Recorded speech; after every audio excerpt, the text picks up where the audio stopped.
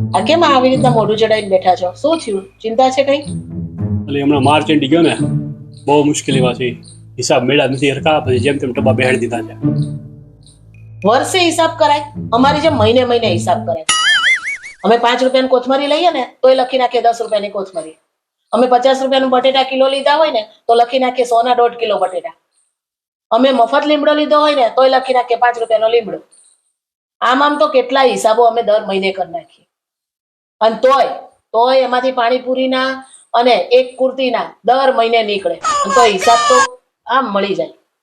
ખબર પડે છે આટલા વર્ષથી તમને કઈ? તમારા સીએ અમારી જોડે પાછા પડે. આવા હિસાબ હોય તો સીએ પાછા જ પડે હો. જબરી હો, બાકી કેવું પડે તારું. તઈ મન લઈ જજો, હું કરી દઈશ તમારા ઓફિસના હિસાબ બધાય. એમાં હું વાત છે નાની એવી.